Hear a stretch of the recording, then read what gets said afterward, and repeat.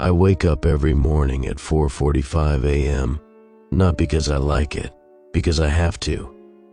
I work the early shift at a warehouse on the edge of town, the kind of place that smells like wet cardboard, burnt coffee, and despair. We make packaging, cardboard boxes for products I'll never afford, foam inserts for electronics I'll never own. I clock in, clock out, 8, sometimes 10 hours of loading, taping, lifting, stacking. Nobody talks unless they have to. Nobody smiles. Nobody gives a shit. I live alone in a one-bedroom apartment that might as well be a closet with a stove. My neighbors scream at each other through the walls most nights. The ceiling leaks when it rains and the hallway light flickers like it's trying to give someone a seizure. Rent's barely manageable. Most nights I eat whatever I can microwave in under 2 minutes. I don't have friends. No family either. My mom passed 5 years ago. Cancer. Dad walked out when I was a baby. No siblings, no girlfriend. The last person who texted me just wanted to know if I still sold weed. I didn't. So I listened to stories. Every night after work, I lay on my mattress, no frame, and pull out my phone. I scroll through YouTube and play creepypasta narrations. The longer the better. Anything with a spooky thumbnail and a robotic voice reading Reddit stories at 1.25 times speed. I let them play out loud, speaker on low, bouncing eerie tales off the chipped walls. It helps me forget things for a little while. Helps me pretend I'm part of something bigger, even if it's just a fictional nightmare.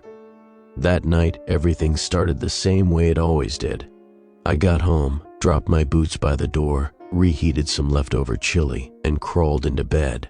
I scrolled for something new, something freaky. Found a thumbnail of a cracked mirror and blood-covered sink. The title, Real Bloody Mary Encounter, Listen at Your Own Risk. Normally I'd roll my eyes at something like that, but I was tired.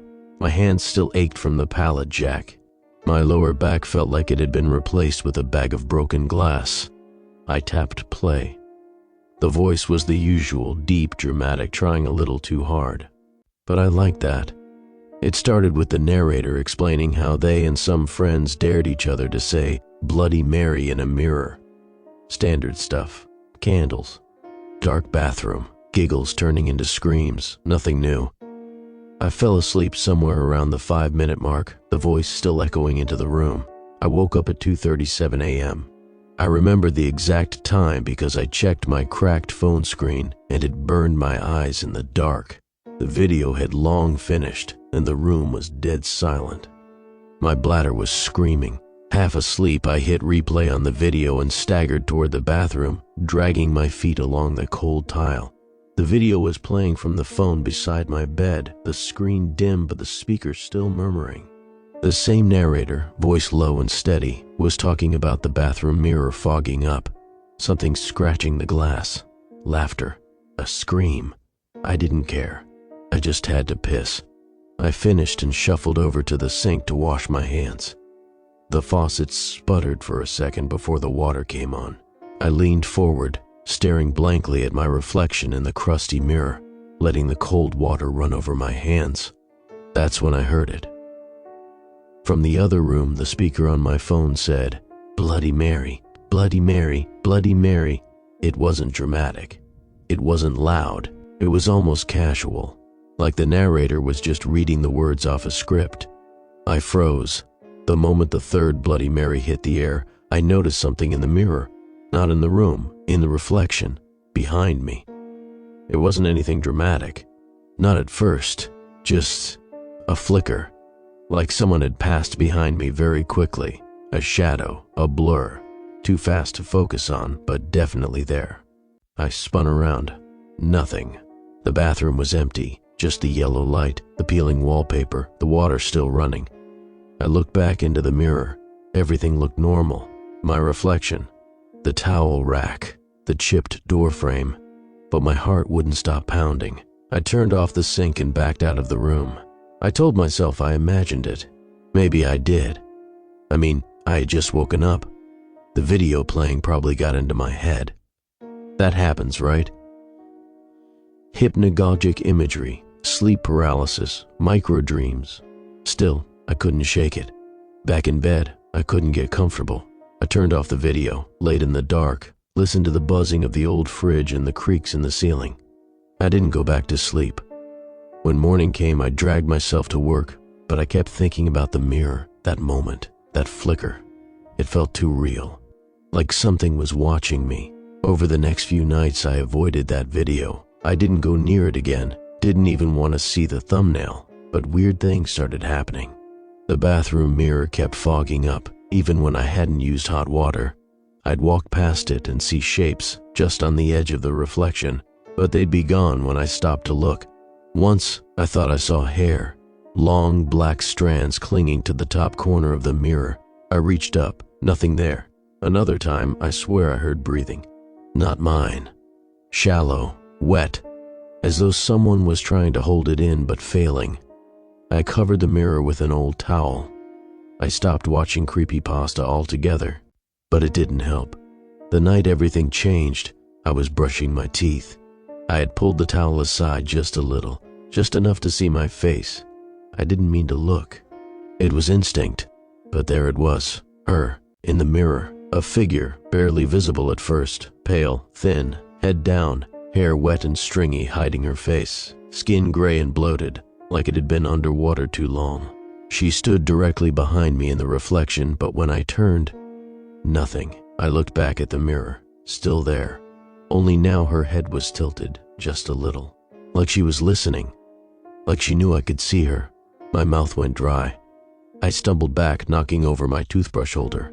The lights flickered once, the mirror fogged up, then she was gone, just like that. But I knew something had changed. It wasn't just a coincidence. I didn't imagine it. That night I didn't sleep, and I didn't go in the bathroom again. The next morning, I skipped work. I called in sick, something I never did. My boss grumbled but didn't care. I spent the whole day pacing, jumping at every reflection, my laptop screen, the microwave door, even the toaster. I tried researching Bloody Mary curse online, but all I got were the same recycled stories. Nothing that explained what I had seen, nothing that explained why it felt so personal. By evening, I had started covering every mirror I could find. I taped over the bathroom mirror and piled towels over it. I made a mental note to get rid of the hallway one too, but hadn't yet. Still, I felt watched, and deep down I knew this was only the beginning. It didn't stop. After the mirror incident, after I saw her, really saw her, I kept hoping maybe it was all in my head. Maybe I was overworked, overstressed. Maybe that story just got under my skin more than usual. But it didn't stop. It got worse. I kept the bathroom mirror covered. Duct tape, towels, layers of it. I even stuffed an old blanket into the medicine cabinet seam so nothing could peek out. But the apartment had more than one mirror. I didn't realize how many I had until I started avoiding them. There was the small mirror in the hallway that was there before I even moved in, a hand mirror in a junk drawer. Even my toolbox had one on the inside of the lid. You live long enough in one place, and mirrors find their way into your life like weeds. They all showed something. Not always clearly, not always at the center of the reflection. But something was always off. At first it was subtle, things not quite matching up. I'd catch a glimpse of myself walking past the hallway mirror, and I swear my reflection was a half second out of sync, like it was lagging, or watching, not copying. Once I stood in front of the covered bathroom mirror and saw movement beneath the towel, not in the mirror itself, beneath the fabric, like something on the other side had brushed against it. I didn't move the towel, I couldn't. One night, while digging through a drawer for a screwdriver, I found a small shard of glass wrapped in an old rag. For a second, I couldn't remember where it came from. Then it hit me. It was from a mirror I broke months ago when I moved in. I must have tossed the shard in the drawer and forgotten about it. It was roughly the size of my palm, jagged edges, still reflected well enough to see your face if you held it right. I didn't mean to look, but I caught a glimpse. There she was. For a split second, I saw her face inside the shard, not far in the background, right behind me. A pale, bloated face, wet, matted hair clinging to her cheeks, hollow, dark eyes. Her skin was split open down the center like it had been cracked from the inside. I dropped the shard. It landed face up, angled just right. She was still there, only now she was smiling. I stopped going in the bathroom unless I absolutely had to. The towels weren't enough. I'd hear the mirror creak behind the cover, like someone was pressing on it from the other side.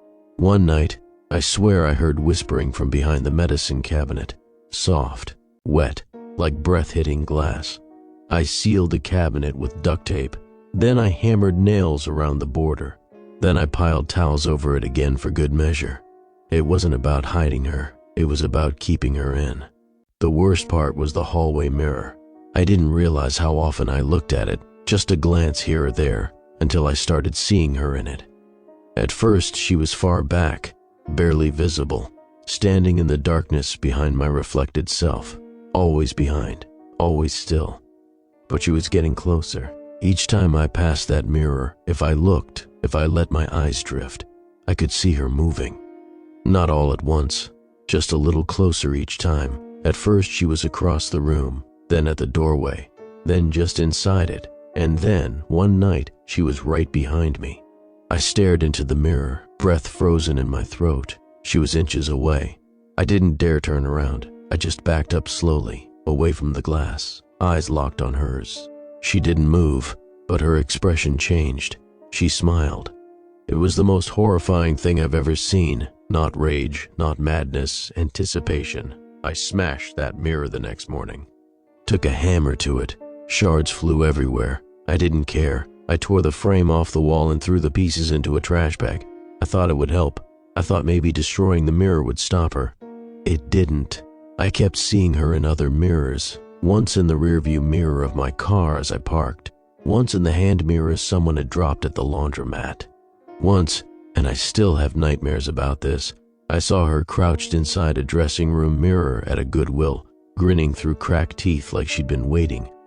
Each time I saw her, she was closer. She never touched me, but she looked like she could. I started avoiding looking at mirrors in public bathrooms, gas stations, stores, any place I went. I got weird looks. I didn't care. I left cash and ran. I even taped a note on my front door, no mirrors allowed, just in case I forgot. Just in case someone brought one in. I didn't let visitors inside, not that I had any. The mental strain was unbearable. I wasn't sleeping. I wasn't eating. My hands were shaking constantly. I jumped at the sound of plastic wrap crinkling. I flinched every time my own shadow moved. I knew people thought I was losing it. Maybe I was, but I knew what I'd seen. This wasn't a breakdown. This wasn't sleep deprivation.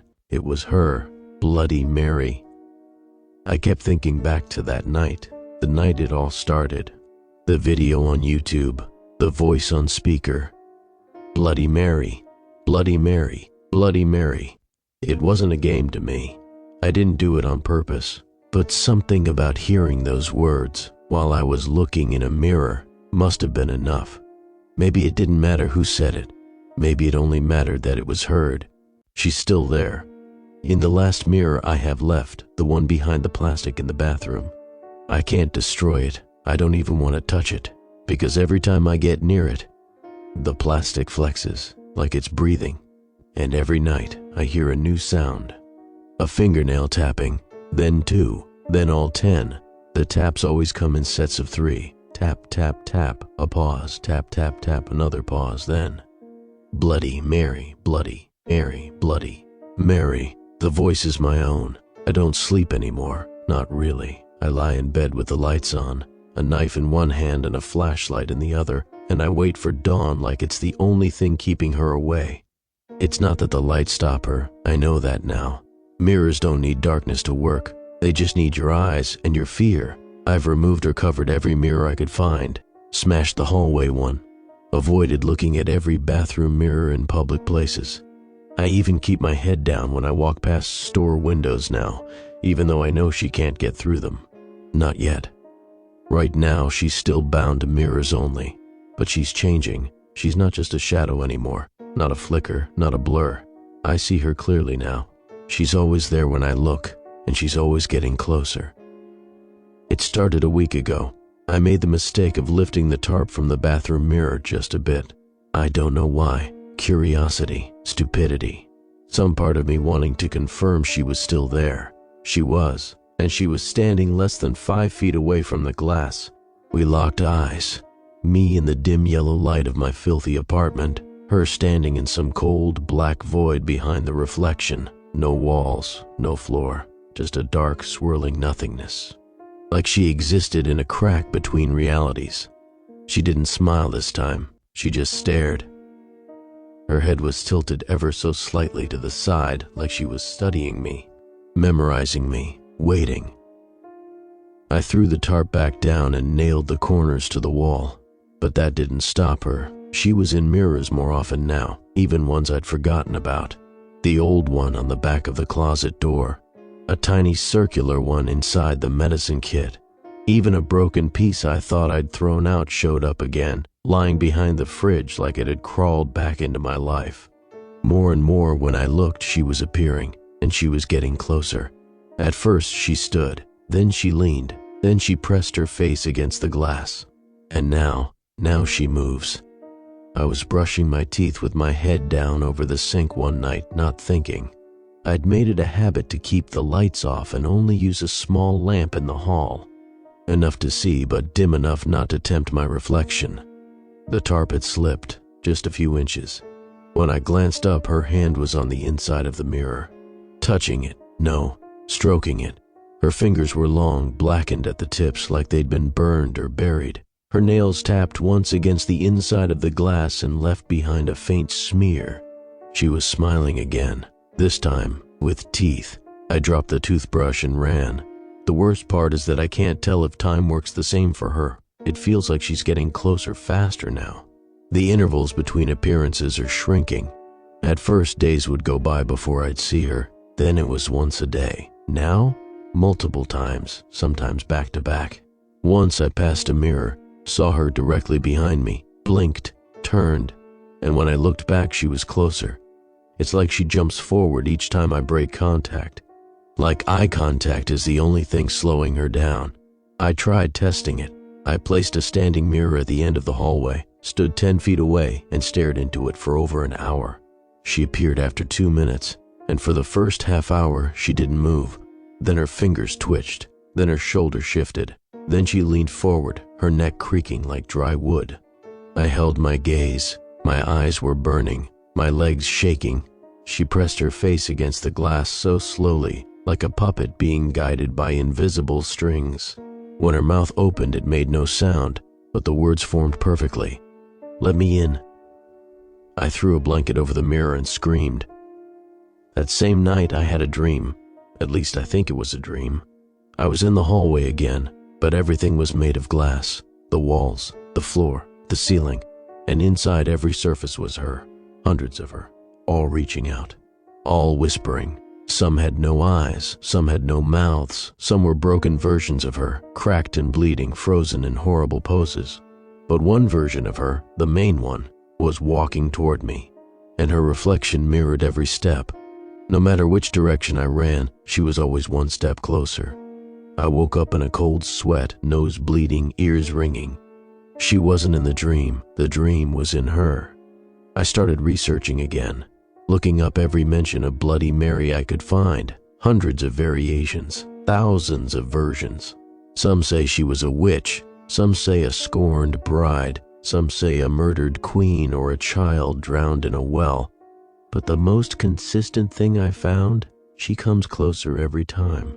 That's the rule. Every time you see her, she takes a step. Every time you blink, she takes another. Every time you look away, she gains ground, until she's no longer in the mirror. Until she's here. I've stopped using the bathroom entirely. I piss in empty water bottles now. I shave by touch. I only clean myself with a wet rag and prayer. I board up my windows at night and cover my walls with blankets. My apartment looks like a lunatic's bunker, and maybe that's what I've become, but I still see her. Because you can't erase mirrors from the world. One showed up in my mailbox the other day. No packaging, no label, just a mirror, wrapped in brown paper with a note inside that said, "Look." I didn't. I smashed it right there on the spot, stomped on it until the glass was nothing but glittering dust, and then burned the paper in the sink. But that night, Every shard in the trash bin reflected her face, each one slightly different. One was laughing, one was weeping, one just stared. She's closer now than she's ever been.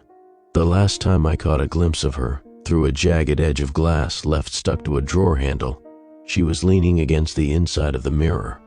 Palms flat on the surface, mouth pressed against the glass. I heard her breathing, not through my ears, through my bones, like her breath was inside me, shivering down my spine, waking up something old, something waiting. I don't know how much time I have left, maybe days, maybe hours, but I know this: she will step out of the mirror. I will see her in the flesh, and when I do, she will kill me. Or worse. I don't think she's just here to end me. Maybe she wants to replace me. Who knows? But I feel her presence is getting stronger every time I see her. Then it happened. It happened the way all terrible things happen, gradually. And then all at once. I was careful. I had done everything I could think of to isolate mirrors, to trap her in that boundary. I'd smashed, covered, avoided every reflective surface that even resembled glass. I thought I had time. I thought I understood the rules. I was wrong. She changed them. It started with a window. One morning, I cracked the blinds for just a second to let in some daylight. The apartment smelled like mildew and sweat and fear, and the light was supposed to help cleanse things a little. I kept my head down. I didn't look into the glass, but something in me felt her there, even without looking. The air shifted, the room got colder, and the sunlight, it didn't come through the window. It bent around it, like the glass wasn't just blocking light, it was swallowing it. I closed the blinds and nailed them shut. Later that night, I taped over the entire window with thick black garbage bags, but even then, when I passed by, I could feel something pulsing behind it, like her palm was pressed on the other side, like she was waiting for me to forget. Then came the sink. I was washing a pan, scrubbing crusted chili off the bottom in the kitchen. No mirrors in sight, no windows exposed, but the water stilled for a second. The ripples stopped moving, even though my hand was still swirling. I glanced down, and in the smooth glass of the water, I saw her. No longer behind glass, no longer distant. She was under the surface, staring up at me through the metal basin of the sink, like the pipe beneath it was a tunnel to somewhere else. Her face was distorted by the water, but I could see the grin, the smile with too many teeth. I screamed and dropped the pan. Water sloshed out onto the floor, and when I looked again, she was gone. But I knew the mirrors weren't needed anymore. She had found her way into all reflections, the TV screen even unplugged, the black screen of my turned-off phone, a spoon left on the counter, the door of the microwave, my own eyes in the reflection of a window. Nothing was safe now, nothing was sacred, the boundaries were gone. I wore sunglasses indoors to try and block out the reflections, but they just made the darkness behind the lenses feel closer, like I was bringing her with me. I covered the walls with cardboard, sheets, wallpaper, anything to scatter or blur surfaces. I only used plastic cutlery, drank from solid mugs, and walked with my head down like I was trying to disappear into the floor. But I still saw her. One night, I was eating cold ravioli out of the can like some pathetic apocalypse survivor, and I caught sight of something in the side of the can's aluminum wall. There she was, smiling, her hand pressed against the inside, like the metal was thin enough to pierce. And then I heard a sound, a whisper, not through my ears, through the can. I'm getting closer. I threw it across the room and it bounced off the fridge. The lid snapped shut, but I swear for half a second the fridge's surface warped outward, like something had tried to push through. I fled the apartment the next morning. Didn't even pack. Just grabbed my wallet, phone, and left. Found the cheapest motel I could and paid cash. I told myself it was just a temporary escape, a break from the paranoia, somewhere with fewer mirrors. The room was old and dim, wallpaper peeling, ceiling fan clicking with a metallic whine. No TV, no bathroom mirror, shattered and removed long ago, probably by someone like me. It felt safe, safer. I was able to breathe for about 5 hours. Then I went to the bathroom to pee and looked down at the toilet water.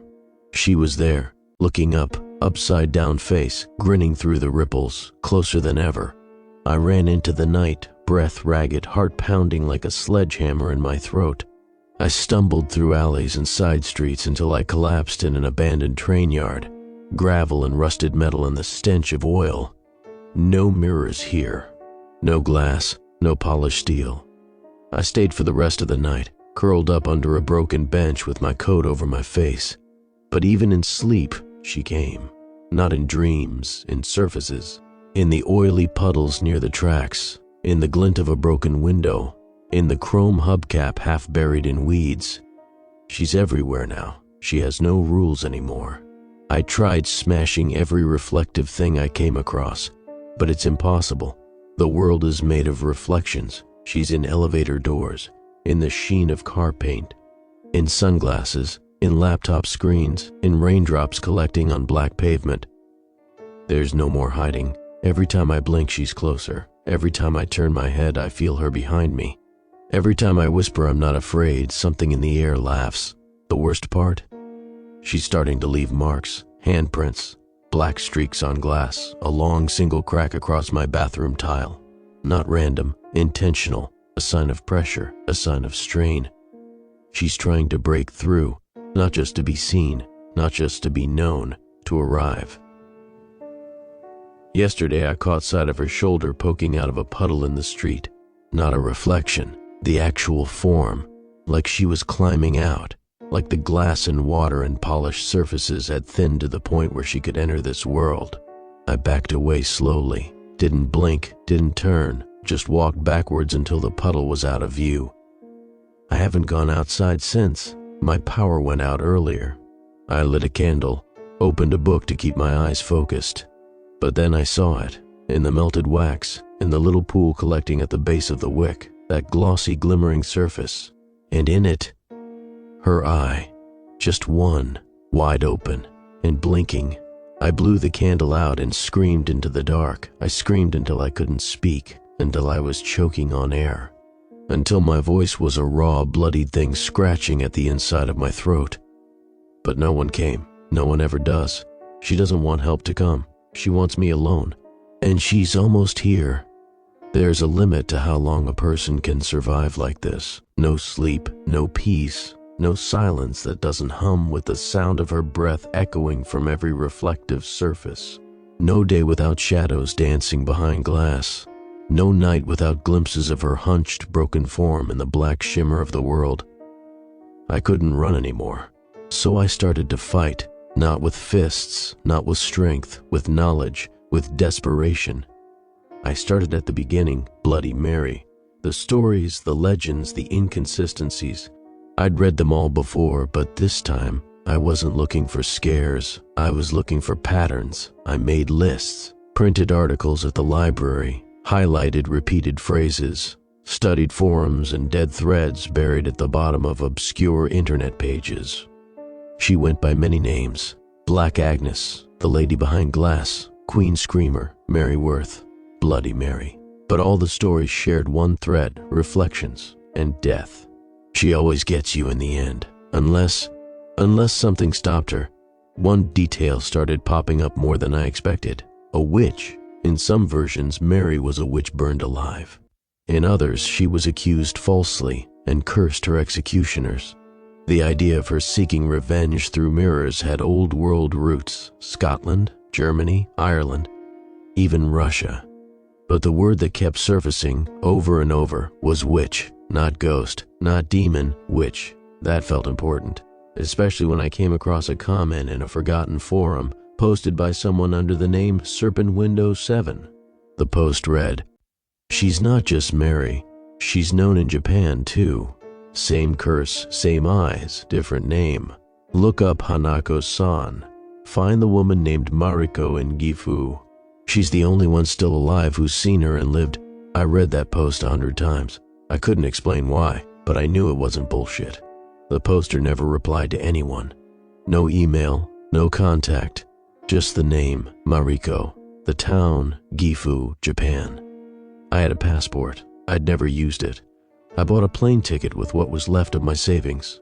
It was a mistake, but by the time I realized it, it was too late. Gifu was cold and wet when I arrived, a sleepy mountain town where the streets were narrow and quiet and everything felt too still. I found Mariko's home on the edge of a wooded hill, an old stone house covered in ivy, tucked between a graveyard and a shrine. No mirrors anywhere. Even the windows were boarded from the inside. I knocked a dozen times. Then the door opened just an inch and I saw her eye through the crack, sharp, red-rimmed, tired. "You brought her," she whispered in English. "Please," I said. "I need to know how to stop her." She let me in.